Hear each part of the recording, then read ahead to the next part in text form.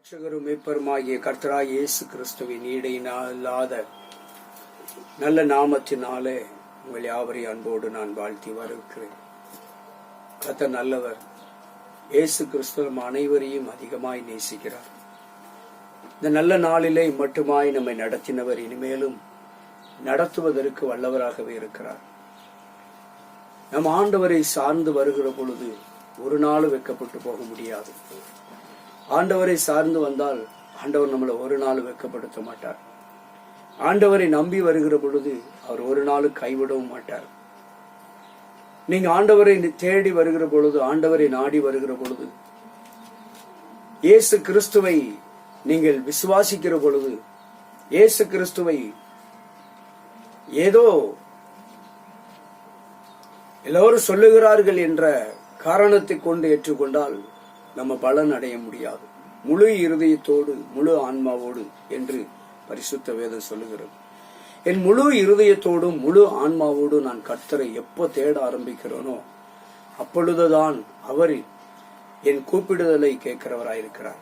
என் அன்பு தேவச்சனமே, ஆண்டுடைய சத்தத்தை நீங்களும் கேட்கணும், ஆண்டவர் உங்கள் சத்தத்தையும் கேட்கணும். அப்படி என்று சொன்னால் வேதம் சொல்லுகிறது, பரிசுத்த இல்லாதவன் தேவனை ஒரு காலம் தரிசிக்க முடியாது. அப்போ நம்முடைய வாழ்க்கையில பரிசுத்தம் ஒரு முக்கியமான அங்கப்பகுதியாக இருக்கிறது. முதலாவது கிறிஸ்தவ வாழ்க்கையில ஒரு முக்கிய பகுதி என்ன அப்படின்னா பரிசுத்தம் தான். பரிசுத்தத்துக்கு உட்பட்டது தான் கிறிஸ்தவ வாழ்க்கை. பரிசுத்தத்துக்கு உட்பட்ட ஒரு நல்ல வாழ்க்கை வாழுகிற பொழுது இயேசு கிறிஸ்து ஒவ்வொரு மனிதனையுமே ஆசீர்வதிக்கிறார். கர்த்தருக்கு பயப்படுகிற பயம் என்கிறது நடுங்கி கொண்டிருக்கிறதல்ல, உண்மையாய் நடப்பது, பரிசுத்தமாய் வாழ்வது, நேர்மையாய் நடப்பது, லஞ்சம் வாங்காதது, ஊழல் செய்யாம இருக்கிறது, கொள்ளையடிக்காம இருக்கிறது, திருட்டுத்தனம் பண்ணாம இருக்கிறது, பொய் பேசாம இருக்கிறது, மற்றவங்களை வஞ்சிக்காம இருக்கிறது, சண்டை போடாம இருக்கிறது, சண்டை இழுத்து விடாம இருக்கிறது, ஏதோ ஒரு துன்மார்க்கமான ஜீவியம் வாழுகிற வாழ்க்கை இல்லாமல் இருக்கிறது, துன்மார்க்கமான காரியங்களுக்கு துணை போகாமல் இருக்கிறது, பாவத்துக்கு துணை போகாமல் இருக்கிறது. இப்படிப்பட்ட ஜீவியம் தான் கர்த்தருக்கு பயப்படுகிற பயம் என்று வேதம் நமக்கு சுட்டி காட்டுகிறது. அப்படி கர்த்தருக்கு நீங்க பயந்து நீங்களும் நானும் வாழுகிற பொழுது கர்த்தர் நம்முடைய ஆயுசு நாட்களை பெருக பண்ணுகிறார், நம்மளை ஆசீர்வதிக்கிறவராக இருக்கிறார். ஒரு மனிதனுடைய ஆசீர்வாதம் எங்கே இருக்கிறதுன்னு சொன்னால் கர்த்தருக்கு பயப்படுகிற பயத்தில் இருக்கிறது. கர்த்தருக்கு பயப்படுகிற பயம் ஐஸ்வர்யங்களை கொண்டு வரும், ஆசீர்வாதங்களை கொண்டு வரும். என் அன்பு தேவச்சனமே, ஒவ்வொரு மனிதனுடைய வாழ்க்கையிலும் பல விதமான வெற்றிடங்கள் இருக்கிறது. இன்னைக்கு அநேகருடைய வாழ்க்கையில பாத்தீங்கன்னா ஏதோ ஒரு விதத்துல வெற்றிடம் நிரப்பப்படாமலே இருக்கிறது. ஏதோ ஒரு பகுதியில வாலிபனா இருக்கட்டும், சிறு பிள்ளைகளா இருக்கட்டும், பெற்றோர்களா இருக்கட்டும், முதியவர்களா இருக்கட்டும், ஊழியக்காரிகளா இருக்கட்டும், ஊழியக்காரர்களா இருக்கட்டும், ஊழியங்களா இருக்கட்டும், ஏதோ ஒரு விதத்துல வாழ்க்கையில எங்கேயோ ஒரு பகுதி வெற்றிடமாகவே இருக்கிறது. இன்னைக்கு நிரப்பப்படாமலே இருக்கிறது. பல ஆண்டுகளாக, பல வருடங்களாக வாழ்க்கையில முழுமையான இதுவரைக்கும் வாழ்க்கையில எவ்வளவோ ஆண்டுகள் இன்னும் அநேகருடைய வாழ்க்கையில ஒரு பெரிய வெற்றிடம் இருக்கிறது. இந்த வெற்றிடத்தை நிரப்புவதற்கு தான் இயேசு கிறிஸ்து விரும்புகிறார். என் அன்பு மகனே, மகளே, என் அன்பு சகோதரனை, சகோதரியே, ஊழியக்காரர்களே, ஊழியக்காரி அவர்களே, என் அன்பு தேவ பிள்ளைகளே, ஆண்டவர் இன்றைக்கு உங்களுடைய வாழ்க்கையில காணப்படுகிற விரக்தி நிலையை மாற்றி, வெற்றிடத்தை மாற்றி நிரப்ப வல்லவராக இருக்கிறார். என் அன்பு தேவச்சனமே, பரிசுத்த வேதம் அநேக இடத்துல சொல்லுகிறது. நிறைவு எங்க இருக்கிறதுன்னு சொன்னார், இயேசு கிறிஸ்து இருக்கிற இடத்துல ஒரு நிறைவு இருக்கிறது. பரிபூரணமான நிறைவு, பூரணமான நிறைவு, சம்பூரணமான நிறைவு. இயேசு கிறிஸ்து நம்முடைய வாழ்க்கையில எப்ப வருகிறாரோ அப்பொழுது ஒரு நிறைவு வந்து விடுகிறது. என் அன்பு தேவச்சனமே, நிறைவை காண வேண்டும் என்று சொன்னால் இயேசுவை நாம காண்கிறவர்களாய், அவரை தேடுகிறவர்களாய், அவர் நம்மை அணைத்துகிற விதமாய், அணைக்கும் விதமாக வாழ்ந்து காட்டுகிற விதமாக இருக்க வேண்டும். என் அன்பு தேவச்சனமே, உங்கள் வெற்றிடம், உங்கள் வாழ்க்கையில காணப்படுகிற அந்த விரக்தி நிலை, வெற்றிடம். இன்னைக்கு நிறைய வாழ்க்கையில நிறைய ஜனங்கள், ஏன் கோடிக்கணக்கான மக்கள், இன்னும் சொல்ல போனால் கிறிஸ்தவ வாழ்க்கையில இருக்கிறவங்க தினந்தோறும் ஜெபிக்கிறவங்க, தினந்தோறும் வேத வாசிக்கிறவங்க, சரியாக தன் வாழ்க்கையில பயணிக்கிறவங்க கூட அவங்க வாழ்க்கையில் இருக்கிற வெற்றிடத்தை நினைத்து ஏங்கி தவித்துக் கொண்டிருக்கிறார்கள். ஏதோ ஒரு விதத்தில் வெற்றிடம். பெற்றோர்கள் இன்னைக்கு புலம்பிக் கொண்டிருக்கிறார்கள், கலங்கி கொண்டிருக்கிறார்கள். காரணம் வெற்றிடம். ஏதோ ஒன்று நிரப்பப்படவில்லை, குடும்பத்தில் நிரப்பப்படவில்லை, தன்னுடைய தனிப்பட்ட வாழ்க்கையில் ஏதோ ஒன்று நிரப்பப்படாத ஒரு சூழல். பல ஆண்டுகளாக வாழ்க்கையில இவ்வளவு ஆண்டுகால ஓடியாச்சு, இன்னும் அந்த வெற்றிடம் நிரப்பப்படாமல் இருக்கிறது. அந்த இடத்தை நிரப்புவதற்கு தான் இன்றைக்கு ஆண்டவர் விரும்புகிறார். ஆண்டவர் அந்த வெற்றி உன் வாழ்க்கையில காணப்படுகிற விரக்தி நிலையெல்லாம் மாறி, சோர்வுகள் எல்லாம் மாறி, அங்கலாய்ப்புகள், புலம்பல்கள், அழுகை எல்லாம் மாற்றி அந்த வெற்றிடத்தை நிரப்பி உன்னை ஆசீர்வதிக்க தான் கர்த்தர் விரும்புகிறார். அதுக்காக தான் இயேசு கிறிஸ்து. பாருங்க, வேதத்துல நம்ம கடந்த வாரத்துல தியானித்தோம், இறங்கி வா என்ற தலைப்பில பார்த்தோம். அப்போ சகைவை பார்த்து ஆண்டவர் இறங்கி வான்னு சொன்னாரு. அவனுக்கு ஒரு வெற்றிடம் இருந்தது. என்ன வெற்றிடம் இருந்தது? அவன்கிட்ட பதவி இருந்துச்சு, பணம் இருந்துச்சு, ஆஸ்தி அந்தஸ்து எல்லாம் இருந்துச்சு. ஆனாலும் அவன் வாழ்க்கையில் ஏதோ ஒரு வெற்றிடம், நல்ல பதவி, ஆயக்காரர்களுக்கெல்லாம் பதவி, ஒரு அட்மின் பவர் அவரிடத்தில் இருந்துச்சு, ஆளுமை இருந்துச்சு. அவர் நினைக்கிற அளவுக்கு வேலைக்காரர்கள் கைத்தட்டினால் யார் வேணாலும் ஓடி வருவார்கள். அப்படிப்பட்ட ஒரு பதவி. அவர் ஐஸ்வர்யவான் என்று வேதம் சொல்லுகிறது. பெரிய திரவியங்கள் வைத்திருந்தவன், கோடீஸ்வரன். இன்றைய நிலைக்கு நம்ம ஒப்பிட்டு பார்த்தால் பெரிய கோடீஸ்வரன். அவ்வளவு இருந்துச்சு. ஆனாலும் வெற்றிடம். அவன் வாழ்க்கையில் ஏதோ ஒரு வெற்றிடம் இருந்துச்சு. அவன் வாழ்க்கையில ஏதோ ஒரு விதமான விரக்தி, ஏதோ ஒரு விதமான குறைவு காணப்பட்டுக்கிட்டு வந்தது. நீண்ட காலமாக அவனுடைய வாழ்க்கையில ஏதோ ஒரு பகுதியில வெற்றிடம் இருந்ததனாலதான் அவன் இயேசு வருகிறார் என்று அறிந்த உடனே ஓடினான். அந்த இயேசுடைய முகத்தை பார்த்தாலாவது நமக்கு நம்முடைய வெற்றிடம் நிரப்பப்படாதா? அப்படி என்ன வெற்றிடம் அவனிடத்துல காணப்பட்டது? சமாதானம் இல்லை. சமாதானம் இல்லாம, சமாதானம் இல்லாத ஒரு வெற்றிடம் அவனிட வாழ்க்கையில காணப்பட்டது. நிம்மதி இல்லாத ஒரு வெற்றிடம் அவனிடத்துல காணப்பட்டது. நிம்மதி இல்ல, ஒரு பெரிய வெற்றிடம் அது. ஒரு மனிதனிடத்துல நிம்மதி இல்லைன்னா அவன் ஒரு வெற்றி பாத்திரத்தை போல காணப்படுகிறான். எங்கேயோ அங்க ஒரு வெற்றி பீடம் காணப்படுகிறது. ஒரு மனிதனுடைய வாழ்க்கையில சமாதானம் இல்லைன்னா அங்க வெற்றிடம் காணப்படுகிறது. ஒரு மனிதனுடைய வாழ்க்கையில ஆசீர்வாதம் இல்லைன்னா அங்க வெற்றியிடம் காணப்படுகிறது. ஒரு மனிதனுடைய வாழ்க்கையில தூக்கம் இல்லைன்னா அங்க வெற்றியிடம் காணப்படுகிறது. ஒரு மனிதனுடைய வாழ்க்கையில ஆரோக்கியம் இல்ல, சௌக்கியம் இல்ல என்று சொன்னால் அங்கே வெற்றிடம் காணப்படுகிறது. இப்படி ஏதோ ஒரு விதத்துல வெற்றிடங்கள் காணப்பட்டு கொண்டே இருக்கிறது. குழந்தைகளா இருக்கட்டும், வாலிப சகோதரிகளா இருக்கட்டும், வாலிப சகோதரர்களா இருக்கட்டும், பெரிய ஹை போஸ்ட்ல இருப்பாங்க, உயர்ந்த பதவியில இருப்பாங்க. அவங்க வாழ்க்கையை அவங்க இப்படிப்பட்டவர்களையும் நான் சந்தித்திருக்கிறேன். அவங்க வாழ்க்கையிலும் விரக்தியை நான் பார்க்கிறேன். பெரிய அளவில் ஊழியர் செய்வார்கள், அவர்களுடைய வாழ்க்கையிலும் விரக்தி. நல்ல பெரிய ஆஸ்தி அந்தஸ்தோடு இருப்பாங்க. அவங்க இடத்துல போய் விசாரித்தாலும் அவங்களிடத்திலும் ஒரு விதமான வெற்றிடங்கள் இருக்கிறது. நிம்மதி இல்ல, பிள்ளைகளை குறித்த கவலை, பிள்ளைகளுடைய வாழ்க்கையில காணப்படுகிறதான ஒழுங்கினமான காரியங்கள் அவங்களை நிம்மதியா தூங்க விடல. நிம்மதியே இல்லை. ஐயோ, என் பிள்ளை இப்படி இருக்கிறானே, என் பிள்ளையினுடைய வாழ்க்கை, என் பிள்ளைகளுடைய வாழ்க்கை இப்படி இருக்கிறது என்று சொல்லி ஏதோ ஒரு விதமான கவலை சார்ந்த வெற்றிடங்கள், கண்ணீர் சார்ந்த வெற்றிடங்கள், சோர்வு சார்ந்த, மன உளைச்சல் சார்ந்ததான வெற்றிடங்கள் மனிதர்களிடத்திலே, அநேக குடும்பங்களிலே, இன்னும் சொல்ல போனால் அநேக ஊழியங்களிலே காணப்படுகிறது. தேசத்திலே காணப்படுகிறது, பட்டணத்திலே காணப்படுகிறது, சபைகளிலே காணப்படுகிறது. இந்த வெற்றிடம் நிரம்ப வேண்டும் என்றுதான் ஆண்டவர் விரும்புகிறார். அப்ப வெற்றிடம் நீங்கணும் அப்படின்னா நம்ம வாழ்க்கையில என்ன வரணும்? இயேசு வரணும். இயேசு நம்முடைய வாழ்க்கையில கடந்து வரணும். அப்ப பாருங்க, இயேசு நம்முடைய வாழ்க்கையில கடந்து வந்தால் நம்முடைய வெற்றிடங்கள் மாறும். இயேசு உங்களுடைய வாழ்க்கையில, உங்கள் பிள்ளைகளுடைய வாழ்க்கையில, உங்க குடும்பத்துக்குள்ள கடந்து வந்தால், உடைய ஆவிக்குரிய ஜீவியத்துல அவர் கடந்து வந்தால், இன்னைக்கு அநேகருடைய வாழ்க்கையில பாத்தீங்கன்னா ஜெபிக்க முடியல, வேதம் வாசிக்க முடியல, வேதத்தை எடுத்தா தூக்கம், ஜெபிக்க உட்கார்ந்தா தூக்கம், கொட்டாவி, ஜெபத்தை ஜெபிக்க முடியல, ஒரு மனநிலையோடு ஜெபிக்க முடியல, ஒரு மனம் இல்லை, குழப்பங்கள், ஜெபிக்க முடியாத ஒரு வெற்றிடம், வேதம் வாசிக்க முடியாத ஒரு வெற்றிடம், தேவனுடைய பாதத்திலே காத்திருக்க முடியல, ஆரோக்கியம் இல்லாத ஒரு வெற்றிடம், ஆரோக்கியம் இல்லாத ஒரு வெற்றிடம், ஆரோக்கியம் இல்ல வெற்றிடம், சுகம் இல்ல வெற்றிடம், சௌக்கியம் இல்ல வெற்றிடம், இப்படி வெற்றிடம் வெற்றிடம் வெற்றிடம் என்று சொல்லி ஏதோ ஒரு வெற்றிடம் காணப்பட்டு கொண்டே இருக்கிறது அநேக பாத்திரங்களில. என் அன்பு தேவச்சனமே, இதை கர்த்தர் நிரப்ப விரும்புகிறார். பொருளாதாரம், வேலை இல்லாத சூழ்நிலை, வருமானம் இல்லாத சூழ்நிலை,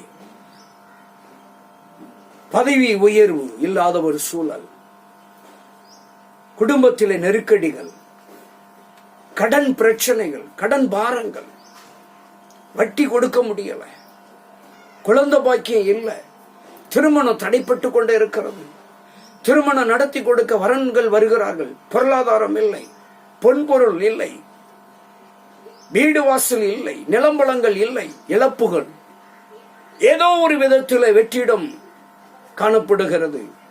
இதை நிரப்பதான் ஆண்டவராகிய இயேசு கிறிஸ்து இன்றைக்கு உங்கள் பட்சமாய் வர விரும்புகிறார்.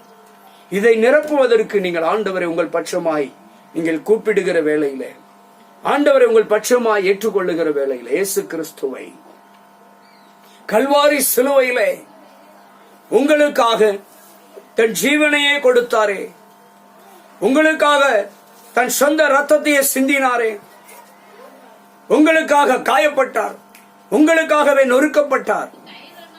அந்த வாழ்க்கை, அந்த அப்படிப்பட்ட இயேசு கிறிஸ்து உங்களுடைய வாழ்க்கையிலே வருகிற பொழுது உங்களுடைய வாழ்க்கையில் காணப்படுகிறதான எல்லா விரக்தி நிலையும் மாறி, வெற்றிடங்களும் மாறி, நிறைவு உண்டாகும், நிம்மதி உண்டாகும், ஆசீர்வாதங்கள் உண்டாகும்.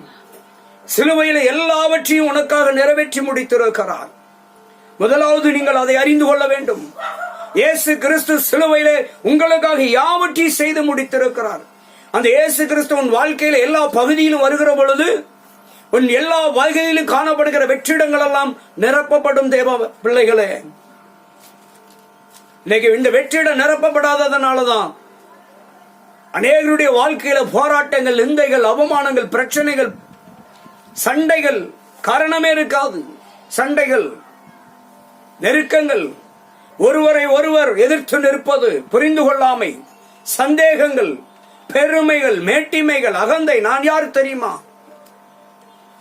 என்று சொல்லி இப்படி ஏதோ ஒரு விதத்திலே காணப்படுகிறதுனாலதான் வாழ்க்கையில விரக்தி நிலையும் வெற்றிடமும் காணப்படுகிறது.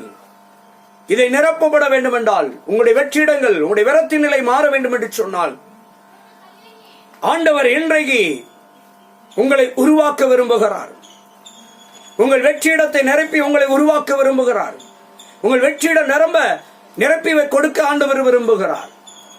அன்பு தேவச்சனமே, இன்னைக்கு நம்ம அர்ப்பணிப்போமா? இன்றைக்கு ஆண்டவருடைய கரத்துல கல்வாரி சிலுவையில உங்களுக்காக, எனக்காக, இந்த உலகத்தில் இருக்கிற எல்லா மனுக்குலத்துக்காகவும் தன் ஜீவனையே கிருபாதார பலியாக ஒப்பு கொடுக்கப்பட்ட இயேசு கிறிஸ்துவனுடைய கரத்திலே, அந்த ஆணிகள் பாய்ந்த பொற்கரத்திலே ஒப்பு கொடுப்போமா? அவர் இன்றைக்கு உங்களை உருவாக்குவார். அவர் கரத்திலே அர்ப்பணிப்போமா? அவர் உங்கள் வெற்றிடம் மாறும்படியாக உங்களை உருவாக்குவார். உங்கள் பிள்ளைகளை உருவாக்குவார். உங்களுடைய சந்ததியை உருவாக்குவார். உங்களுடைய குடும்பங்களை உருவாக்குவார். ஒப்பு கொடுப்போமா?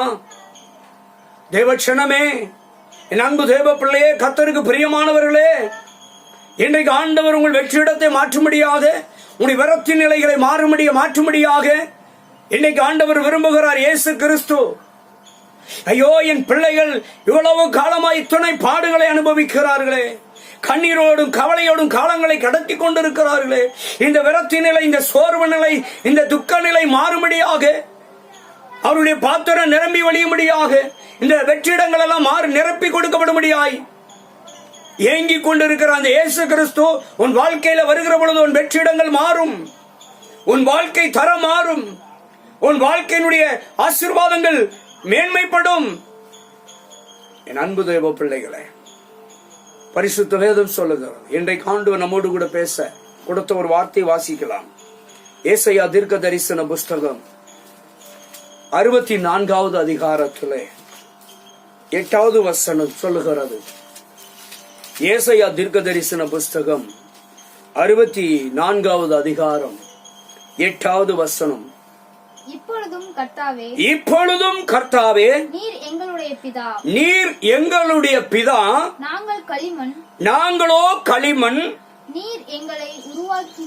நீர் எங்களை உருவாக்குகிறவர், நாங்கள் அனைவரும் உம்முடைய கரத்தினால் உருவாக்கப்பட்ட கிரியைகள் என்று இங்கே தீர்க்கதரிசி ஏசாயா அவர்கள் இங்கே அழகாக ஆண்டவர் அவர்கள் மூலியமாக சொல்லுகிறார். என் அன்பு தேவச்சனமே, தீர்க்கதரிசி மூலமாய் கர்த்தர் நமக்கு உரைக்கிறது என்ன என்று சொன்னால், கர்த்தரே நமக்கு நித்திய பிதா, கர்த்தரே நமக்கு நித்திய பிதா. இந்த உலகத்திலே தாயும் தகப்பனும் ஒரு உன்னதமான ஸ்தானத்தில் இருக்கிறார்கள். எனக்கு என் தகப்பன் இருக்கிறார், என் தாய் இருக்கிறார் என்று எல்லோரும் சொல்லிக் கொள்ளுகிறோம். மாம்சத்தினுடைய தகப்பனையும் தாயையும், பிதாக்கள், நம்முடைய முற்பிதாக்கள், நம்முடைய தாத்தா பாட்டி, அவர்களுடைய பெற்றோர்கள் என்று எப்படி முற்பிதாக்களை குறித்து, நம்முடைய பெற்றோர்களை குறித்து நாம் சில நேரங்களிலே பெருமை கொள்கிறோம், மகிழ்ந்து விடுகிறோம், சந்தோஷப்படுகிறோம்.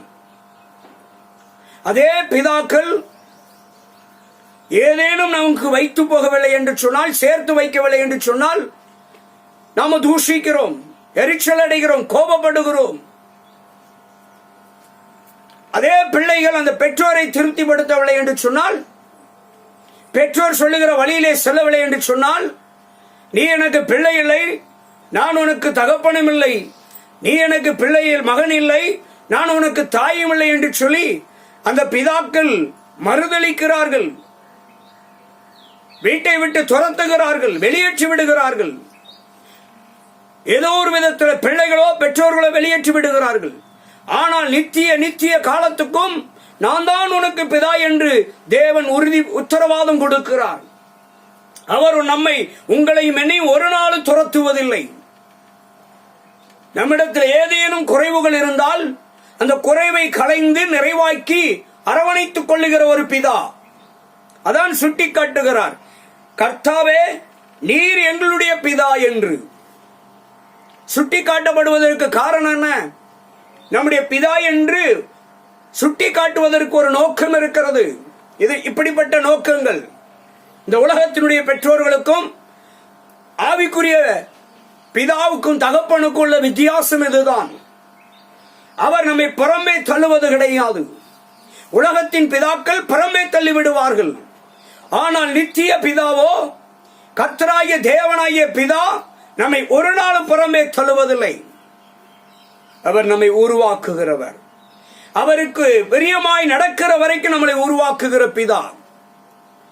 என் பிள்ளையை நான் உருவாக்கி விடுவேன், என் பிள்ளையை நான் சரிப்படுத்தி நான் விரும்புகிறபடி, என் சொல்லை கேட்கிறபடி, எனக்கு கீழ்ப்படுகிறபடி நான் உருவாக்குவேன் என்று நம் மீது ஒரு கரிசனையும் அக்கறையும் அலாதி அன்பும் அனாதி தீர்மானத்தினாலும் தான், அவர் நம்மை நேசிக்கிறதுனாலதான் எங்கே ஆண்டவர் நமக்கு சொல்லுகிறார், அவரை குறித்து சுட்டி காட்டுகிறார். ஏசாயா தீர்க்கதரிசி மூலியமாக கர்த்தர் நமக்கு பிதா என்று சுட்டி காட்டுகிறார். அல்லேலூயா.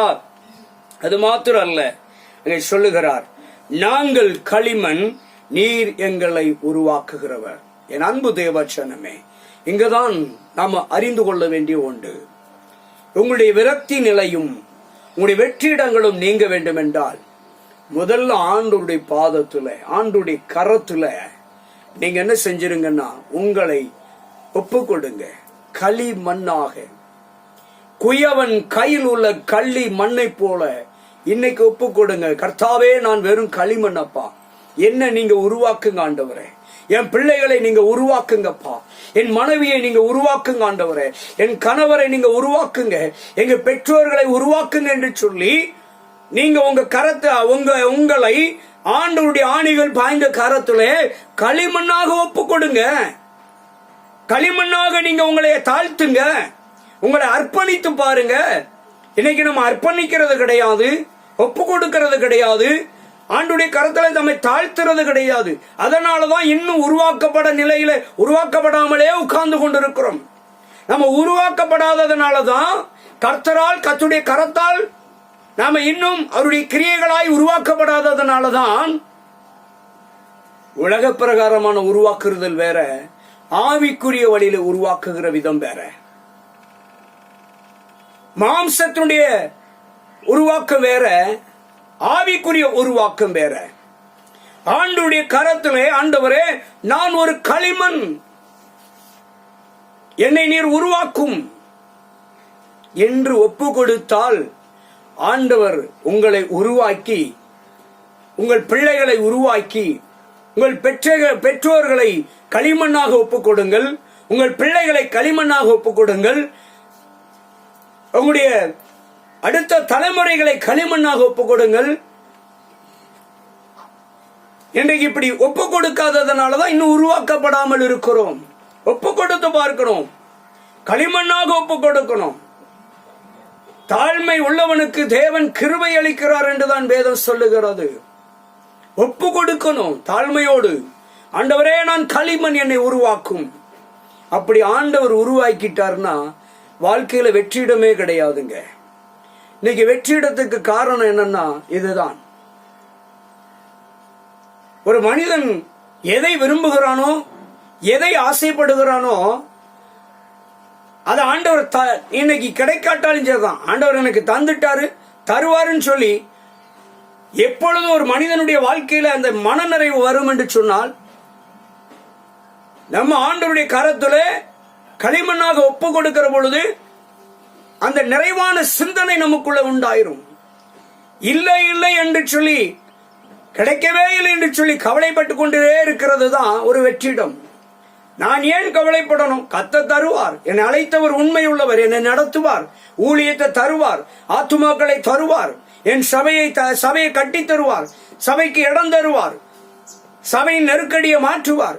யார் நெருக்கடி கொடுக்கிறார்களோ, யார் எதிர்த்து நிற்கிறார்களோ அவர்களை சபைக்கே தூணாக தருவார் என்று சொல்லி ஆண்டவருடைய பாதத்திலே அவர்களை எல்லாம் ஒப்பு கொடுத்து செபித்தால், விசுவாசத்தோடு காத்திருந்தால் இந்த வெற்றிடங்கள் எல்லாம் மாறும். இன்னைக்கு நம்ம ஒப்பு கொடுக்கிறது கிடையாது, அர்ப்பணிக்கிறது கிடையாது, தாழ்த்துறது கிடையாது. பெருமை, மேட்டிமை, அகந்தை, நான் யார் என்று தெரியுமா என்று சொல்லக்கூடிய விதங்கள், படிப்பை குறித்து மேன்மை பாராட்டல், பட்டத்தை குறித்து மேன்மை பாராட்டல், பதவியை குறித்து மேன்மை பாராட்டல், பணத்தை குறித்து மேன்மை பாராட்டல், தன் சரீர வளர்ச்சியை குறித்து மேன்மை பாராட்டல், இப்படி ஏதோ ஒரு விதத்திலே மேன்மை பாராட்டி கொண்டே தன்னை தாழ்த்தாமல் ஆண்டுடைய கரத்தில் தன்னை களிமண்ணாக ஒப்பு கொடுக்காமல் இருக்கிறதுனாலதான் எல்லாம் இருந்துச்சு சகையிட்ட. என்னைக்கு ஆண்டுடைய கரத்திலே ஆண்டவரை பார்த்தால் போதும் என்று சொல்லி தன்னை ஒப்பு கொடுத்தானோ, இறங்கி வா என்று சொன்னவுடனே கீழ்ப்படிந்தானோ, ஓடோடி வந்து ஒப்புவித்தான், தன்னை முழுமையாக அர்ப்பணித்தான். ஏன்னா அவன் சொல்ற ஸ்டேட்மெண்ட் அப்படி. நான் யாரிடத்திலாவது அநியாயமாய் வாங்கியிருந்தேன், ஆனால் நாளத்தனையாய் திருப்பி கொடுக்கிறேன் என்று சொல்லி தான் சேர்த்து வைத்த ஐஸ்வர்யங்களை எல்லாம் குறித்து சொல்லுகிறான். அந்த ஐஸ்வர்யத்தில் கிடைக்காதுன்னு அவனுக்கு தெரிஞ்சு போச்சு. அதனால நான் வாங்கினவன்ட்டெல்லாம் திருப்பி 4 மடங்கு கொடுத்துருவேன். அநியாயமா வாங்கியிருந்தானோ கொடுத்துருந்தான். அப்ப பாருங்க, ஏன்னா அது என் கிட்ட இருந்துச்சுன்னா நான் ஆண்டவர் பாதத்தில் என்னை தாழ்த்த முடியாது. இன்னும் என்ன பண்ணுவேன்? பெருமையில தான் அலைவேன், தலக்கணத்தில தான் அலைவேன் என்று அவன் அறிந்திருந்தபடியினாலதான் நான் ஆழத்தினையா கொடுத்துருந்தான். ஆண்டவரே, நீர் மாத்திரம் எனக்கு போதும், நீர் மாத்திரம் எனக்கு போதும் என்று தன்னை தாழ்த்தினான். அதனாலதான் ஆண்டவர் சொன்னார், இழந்து போனதையும் தேடவும் ரட்சிக்கவுமே என்று சொன்னார். அவன் என்ன இழந்தான்? என்றைக்கு அவனுக்கு பதவி வந்துச்சோ அன்னைக்கு நிம்மதி இழந்துட்டான். என்றைக்கு அவனுக்கு பதவி வந்துச்சோ அன்னைக்கு சமாதானத்தை இழந்தான். என்றைக்கு அவனுக்கு பதவி வந்துச்சோ அவனுக்கு நல்ல தூக்கத்தை இழந்து போனான். என்றைக்கு அவனுக்கு பதவி கிடைச்சிச்சோ அன்னைக்கு சமாதானத்தை இழந்து போனான். என்றைக்கு அவன் பதவி வந்துச்சோ அன்னைக்கு சந்தோஷத்தை இழந்து போனான். என்றைக்கு பதவி வந்துச்சோ அன்றைக்கு நண்பர்களை இழந்து போனான். என்றைக்கு பதவி கிடைத்ததோ அன்றைக்கு உறவுகளை இழந்து போனான். என்றைக்கு பதவி கிடைத்ததோ அநேக சொந்தங்களை இழந்து போனான். இன்றைக்கு இழப்பதற்கு காரணம் என்ன? இன்னைக்கு அநேகருடைய வாழ்க்கையிலே பதவி வந்தோடனே பெருமை வந்து விடுகிறது, அகந்தை வந்து விடுகிறது. அந்த பதவி வந்தோடனே அநேகர் இழக்கக்கூடிய ஒரு சூழல் கிடைக்கிறது. இன்னைக்கு அநேகருடைய வாழ்க்கையில எல்லாவற்றையும் மனித தன்மையை, மனித நேயத்தை இழந்து விடுகிறார்கள். சில நேரம் பதவியும் பணமும் வந்தவுடனே பணமும் பதவியும் அவர்களை பதம் பார்த்து விடுகிறது. பதவியும் பணமும் அவர்களை அடிமைப்படுத்தி விடுகிறது. பணத்தையும் பதவியையும் நீங்க தான் அடிமைப்படுத்தணும் ஒழிய அது உங்களை அடிமைப்படுத்த கூடாது. பதவியும் பணமும் என்னைக்குமே நமக்கு தான் அடிமையா இருக்கணும். நாம பணத்துக்கும் பதவிக்கு அடிமையா இருந்துட்டோம் அப்படின்னா வாழ்க்கையில எல்லாத்தையும் இழந்து போவோம். நிம்மதி இழந்துருவோம், சந்தோஷத்தை இழந்துருவோம், சமாதானத்தை இழந்துருவோம், சொந்தங்களை இழந்துருவோம், நண்பர்களை இழந்துருவோம், தூக்கத்தை இழந்துருவோம், சந்தோஷம் இருக்காது, ஆரோக்கியத்தை இழந்துருவோம், சௌக்கியத்தை இழந்துருவோம். இப்படி ஏதோ ஒரு விதமான இழப்பு எங்க இருக்கிறது என்று சொன்னால் பணத்தினாலும் பதவியினாலும். பதவியும் பணமும் கிடைத்தால் அது என்னைக்குமே நமக்கு தான் அடிமையா இருக்கணும். பதவிக்கும் பணத்துக்கும் நாம அடிமையா கூடாது. நமக்கு பதவி அடிமையா இருந்தா 4 பேருக்கு நல்லது செய்வோம். பணம் நமக்கு அடிமையா இருந்தால் ஏழைகளையும் திக்கற்றவர்களையும் விதவைகளையும் விசாரிக்க முடியும். பணத்துக்கு நாம அடிமையா இருந்தோம் அப்படின்னா ₹1 கூட கை நீட்டு கொடுக்க விடாது, முன்கை நீளாது. முன்கை நீளும்படியான சூழலை எப்பொழுது உருவாக்க முடியும் என்று சொன்னால், மற்றவர்களுக்கு கொடுக்கக்கூடிய சிந்தை எப்பொழுது வரும் என்று சொன்னால், ஆண்டவருடைய பாதத்தில் என்னை தாழ்த்துகிற பொழுதுதான். களிமண்ணாக, ஆண்டவரே நான் வெறும் களிமண், நான் ஒன்றல்ல, என் பதவியோ பணமோ ஒன்றும் என்னை உயர்த்த முடியாது, அதை என்னை ரட்சிக்க முடியாது என்று அறிந்ததனால்தான் இயேசுவை நோக்கி ஓடினான். சகைவு போனான். இயேசு அவன் வீட்டுக்கு வந்தாரு. அங்க ரட்சிப்பு கிடைத்தது. பணத்தினாலும் பதவியினாலும் வாங்க முடியாத ஒரு பெரிய ரட்சிப்பை இலவசமாய் வாங்கினான் இயேசு வந்த உடனே. எங்கே இயேசு வருவார்? முழு இருதயத்தோடு அவரை தேடுகிற பொழுதுதான் அங்கே இயேசு வருவார். பணத்தையும் பதவியும் ஆஸ்தியும் அந்தஸ்தையும் வச்சுக்கிட்டு இருந்தாலும் இயேசு தேடி வர மாட்டாரு. இன்னைக்கு ஏழைகளை தேடி போற ஊழியக்காரர்கள் கம்மி. தரித்திரர்களை தேடி போகிற ஊழியக்காரன் கம்மி, குறைவுதான். ஏழையாயிருக்கிற ஜனங்களை தேடி போகிற ஊழியக்காரர்கள் எத்தனை பேர்? பதவியிலும் பட்டத்திலும் ஆஸ்தியிலும் அந்தஸ்திலும் இருக்கிற ஊழியக்காரர்கள், ஏழைகளை தேடி போகிற ஊழியக்காரர்கள் எத்தனை பேர்?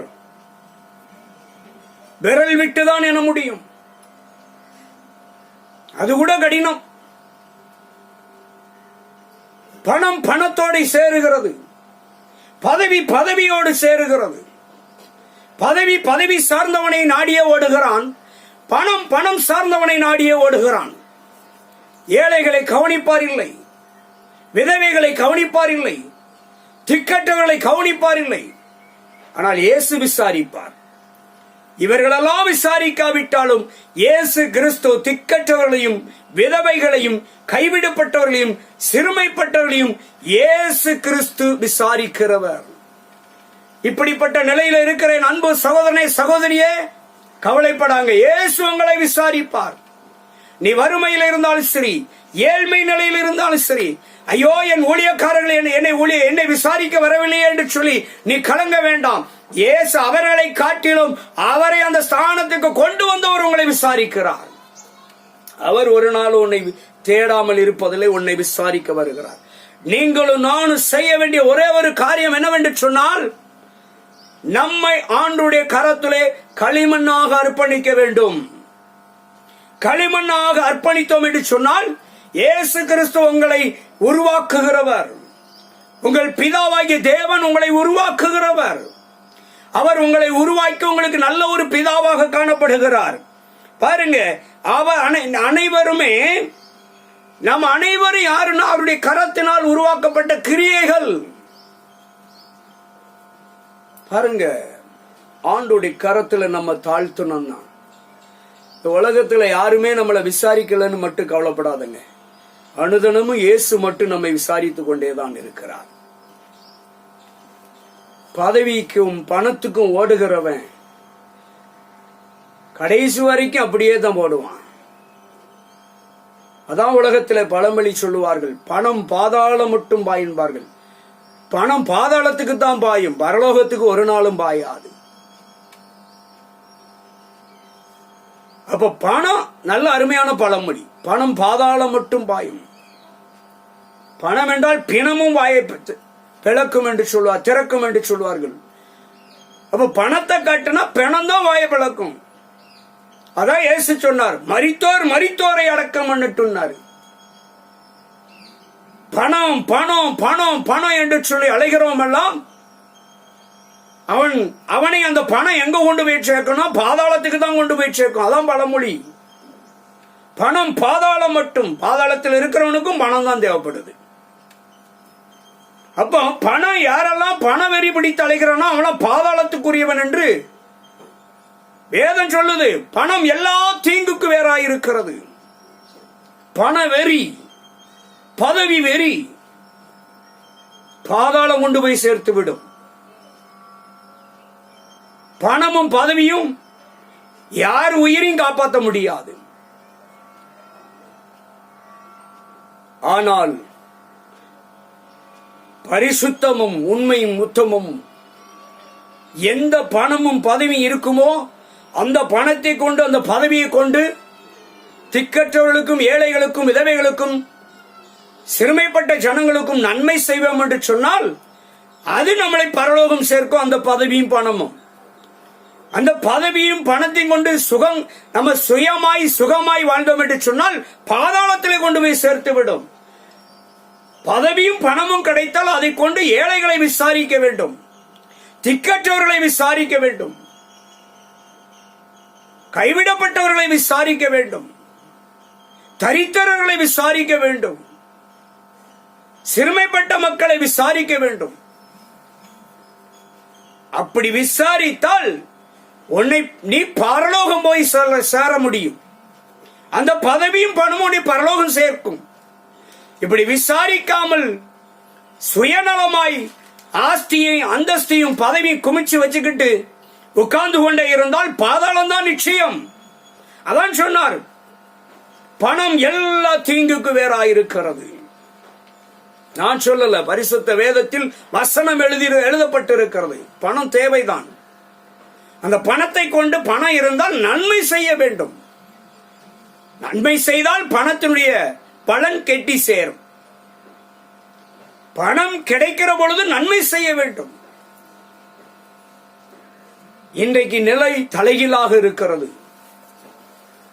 ஒன்று மாத்திர உண்மை, தாழ்த்துங்கள், ஆண்டுடைய கரத்தில் ஒப்புக் கொடுங்கள். இன்னைக்கு நம்ம பார்க்கிறோம், உலகத்தில் நிறைய பேர் இருக்கிறாங்க. பதவி இருக்கு, பணம் இருக்கு, நிம்மதி இல்லை. பதவி இருக்கு, பணம் இருக்கு, தூக்கம் இல்லை. பதவி இருக்கு, பணம் இருக்கு, சாப்பிட முடியல. எல்லாம் கண்ணு முன்னால இருக்கு, சாப்பிட முடியல. பதவி இருக்கு, பணம் இருக்கு, சந்தோஷம் இல்லை, நிம்மதி இல்லை. காரணம் அவனுடைய பெருமை, அகந்தை, சுயநலம். பெருமையும் அகந்தையும் சுயநலமும் இருப்பதனாலதான் அந்த பணம் இருந்தாலும் பதவி இருந்தாலும் அவனுக்கு நிம்மதி இல்லை. தன்னை களிமண்ணாக அர்ப்பணிக்கிற பொழுது, ஆண்டுடைய கரத்தில் தன்னை ஒப்பு கொடுக்கிற பொழுது அவனுக்கு நிம்மதி கிடைக்கும். ஆண்டவர் அவனை உருவாக்குவார். சந்தோஷத்தின் பாத்திரமாய், மகிழ்ச்சிக்குரிய பாத்திரமாய், ஆசீர்வாதத்துக்குரிய பாத்திரமாய். இன்னைக்கு நிறைய பேர் ஆசீர்வாதம்னா பதவியும் பணம் தான் நினைச்சு கற்பனை பண்ணிக்கிட்டு இருக்கான். பதவி ஒன்றுதான், பணம் ஒன்று, ஆஸ்தி அந்தஸ்து தான் ஆசீர்வாதம் என்று நினைத்துக் கொண்டிருக்கிறார்கள். இது தவறானது. ஆசீர்வாதத்தில் ஒரு பகுதிதான் பணமும் பதவியும். இன்னும் அநேக வரிசைகள் இருக்கிறது. ஆசீர்வாதம் என்ற வார்த்தையினுடைய பதத்துக்கு அநேகம் அடங்கியிருக்கிறது, பட்டியல் இருக்கிறது. சுகமாயிருந்தால் ஆசீர்வாதம், அது ஆசீர்வாதத்துக்குரியது. ஆரோக்கியமாய் இருக்கிறது ஆசீர்வாதம். நிம்மதியாய் வாழுவது ஆசீர்வாதம். சந்தோஷமாய் வாழுவது ஆசீர்வாதம். என் முன் வைக்கப்பட்ட ஆகாரத்தை நான் சாப்பிடுவதே பெரிய ஆசீர்வாதம். ஆசீர்வாதம் என்று சொன்னால் பணமும் பதவியும் மட்டும் கிடையாது, அது ஒரு பகுதி தான். அப்போ பணம் இருக்கு, பதவி இருக்கு, ஏன் உன்னால சோறு சாப்பிட முடியல, நிம்மதியா சாப்பிட முடியல, விலைக்கு வைக்க வேண்டிய இருக்கு. அப்ப என்ன ஆசீர்வாதம் அது? தூங்க முடியல, மாத்திரை போட்டாதான் தூக்கம். அப்ப அது என்ன ஆசீர்வாதம்? ஆசீர்வாதம் என்பது நல்ல தூங்குறது. ஆசீர்வாதம் என்பது ஆரோக்கியமாக இருப்பது. ஆசீர்வாதம் என்பது நிம்மதியாக இருப்பது. இப்படிதான் ஆசீர்வாதத்தினுடைய பட்டியல் நீண்டு கொண்டே இருக்கிறது. இன்னைக்கு நிறைய தவறான உபதேசங்கள் இன்னைக்கு உலகத்தில் வந்துட்டு, ஆசீர்வாதம் பணம் பதவி, பணம் பதவி, பணம் பதவி, இதுதான் ஆசீர்வாதம் என்று சொல்லிக் கொண்டிருக்கிறார்கள். ஆசீர்வாதம் என்கிற வார்த்தையினுடைய பொருள் அநேகம் அடங்கியிருக்கிறது. அதில் ஒன்றுதான் பணமும் பதவியும், அவ்வளவுதான். இன்னும் நிறைய இருக்கிறது ஆசீர்வாதம் என்றால். குழந்தை இருந்தால் ஒரு பெரிய ஆசீர்வாதம், குழந்தை செல்வங்கள். கல்வி இருந்தால் அது ஒரு ஆசீர்வாதம். பதவி, நல்ல வேலை கிடைத்தால் ஒரு ஆசீர்வாதம். நல்ல வருமானம் இருந்தால் ஆசீர்வாதம். வீடு இருந்தால் ஆசீர்வாதம். இப்படி ஆசீர்வாதத்துடைய பட்டியல் அதிகமாக இருக்கிறது. இந்த ஆசீர்வாதத்துடைய பட்டியல்களில் இருக்கிற அனைத்தையும் சுதந்திரிக்க வேண்டும் என்று சொன்னால் தாழ்த்துங்கள், ஆண்டுடைய பாதத்தில் உங்களை ஒப்பு கொடுங்கள், களிமண்ணாக அர்ப்பணியுங்கள், அவர் உங்களை உருவாக்குவார். வெற்றிடம் இருக்கிறது. பணம் இருந்தும் வெற்றிடம், பதவி இருந்தும் வெற்றிடம், எல்லாம் இருந்தும் வெற்றிடம்.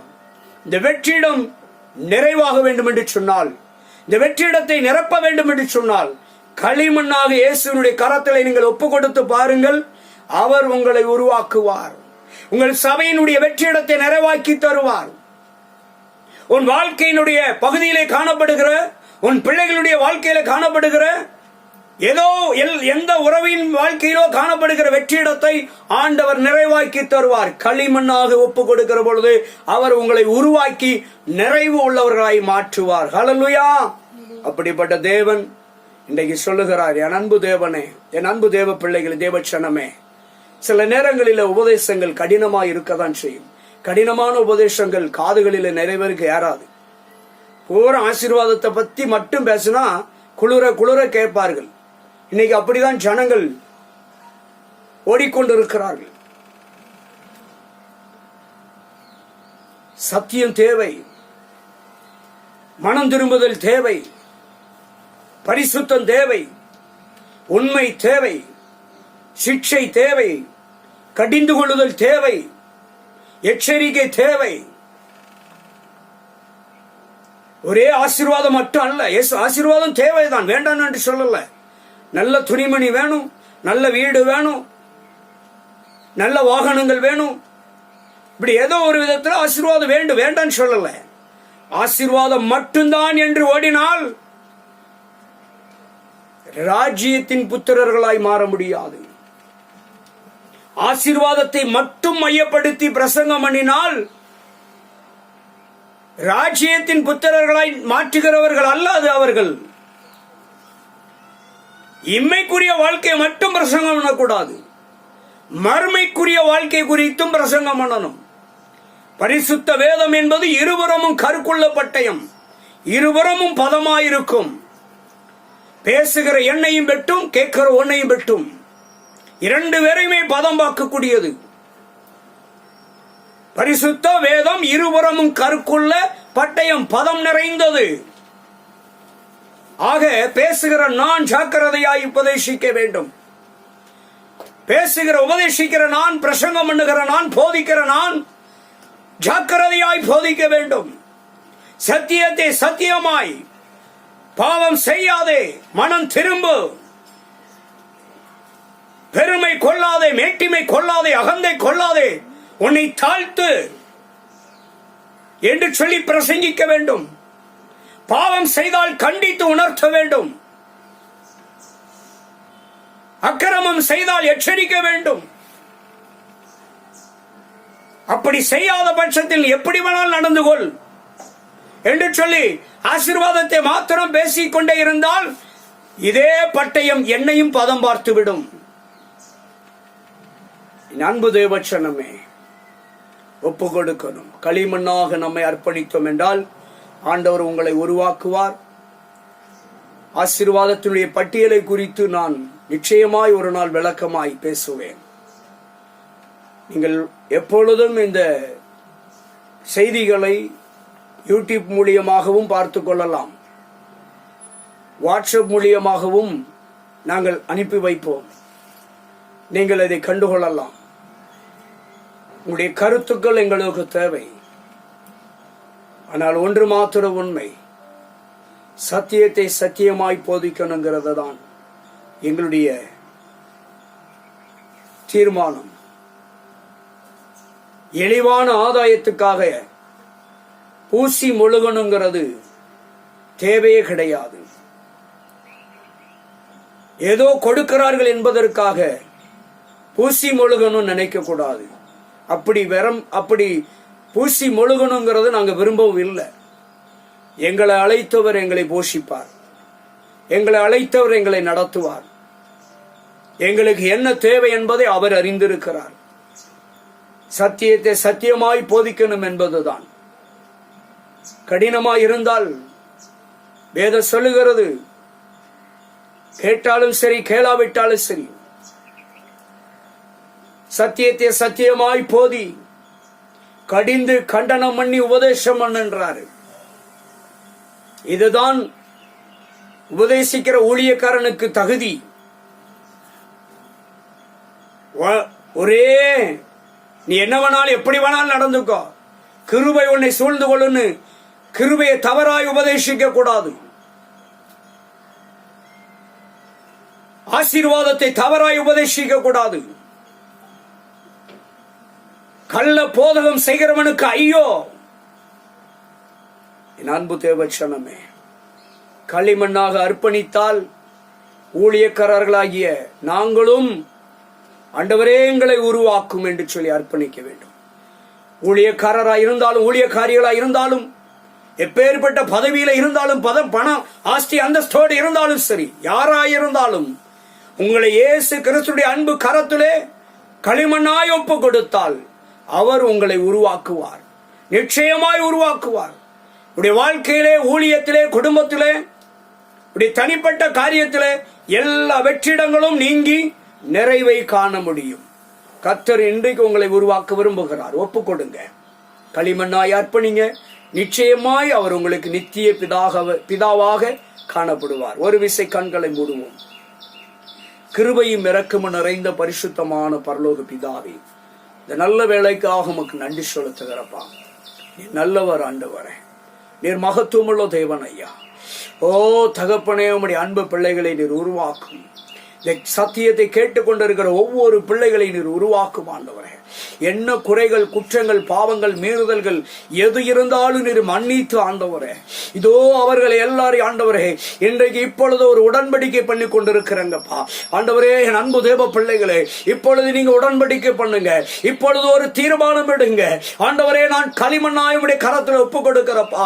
ஏதோ மனம் போல வாழ்ந்துட்டு ஆண்டவரே, கண்டதே காட்சி கொண்டதே கோலம் என்று இவ்வளவு காலம் ஓடிட்டு ஆண்டவரே, இனி அப்படி இல்லாதபடிக்கு இந்த நல்ல தருணத்துல என்னை உம்முடைய கரத்திலே களிமண்ணாய் ஒப்பு கொடுக்கிற நீங்க என்ன உருவாக்குங்கன்னு சொல்லி இந்த நல்ல தருணத்துல இந்த நேரத்தில் ஒப்பு கொடுத்து ஒரு தீர்மானம் எடுங்க ஆண்டவரே. என்னை அர்ப்பணிக்கிறேன், என்னை உருவாக்குங்கப்பா, என்னை உருவாக்குங்க ஆண்டவரே. நீர் எனக்கு நித்திய பிதாவாய் இருப்பதற்கு என்னை நீர் உருவாக்குங்க ஆண்டவரே. உம்முடைய பிள்ளையாய் நான் நிற்பதற்கு, உம்முடைய பிள்ளை என்ற தகுதியை பெறுவதற்கு என்னை உருவாக்குங்க ஆண்டவரே என்று சொல்லி ஒரு தீர்மானம் எடுத்து ஒப்பு கொடுக்கலாமா?